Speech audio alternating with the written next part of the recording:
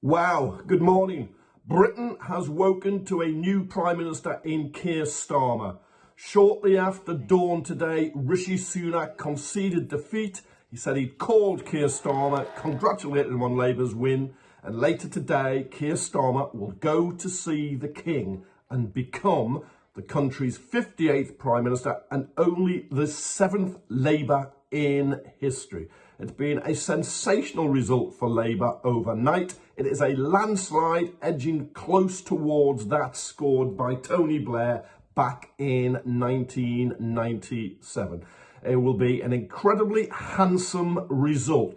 We're not quite sure the total figure yet, but it'll be around 400 Labour MPs in the House of Commons. That is double the total in 2019, last time around that Starmer inherited.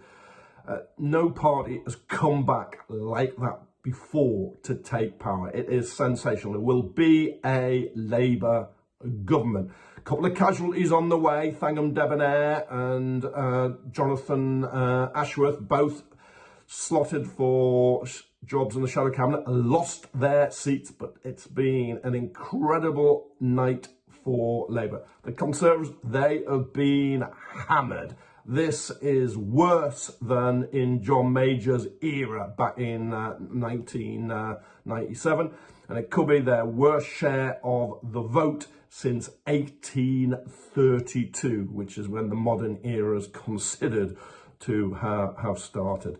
It's absolutely incredible. Rishi Sunak and Jeremy Hunt survived, but a whole load of other cabinet ministers lost their seats.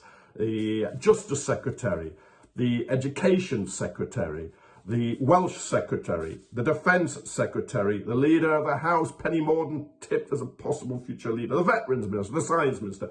I could go on. The Liberal Democrats had a very, very good night as well, getting back to how they were before the coalition, 2010, 2015. End of that, they only had 8 seats. They've made a lot of gains. So Ed Davey, the embarrassing dad, will be pleased with these stunts. Now, reform, they've split that right-wing vote. Labour's been the beneficiary of it. But Nigel Farage, who won in Clacton, will have his bridgehead of a group of Reform MPs in the House of Commons. Now, that will be a big problem for the Conservative Party, because what does it do? Does it try and come back to the centre, or does it go out to the Farage's right and try to accommodate? Well, they're going to be two rivals. That's going to be a big sideshow in British politics. Scotland, the SNP, have hemorrhaged seats to Labour. That's a big blow to that party. Had 3 leaders in a year.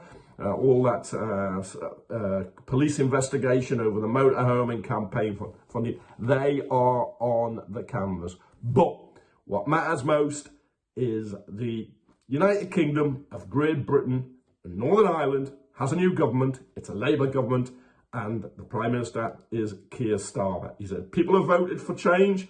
It's now time to deliver. We'll watch him today, go to Buckingham Palace, standing down in the street, set out his plans.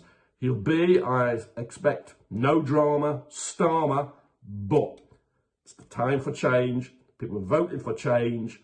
Change will be delivered, whatever that change is.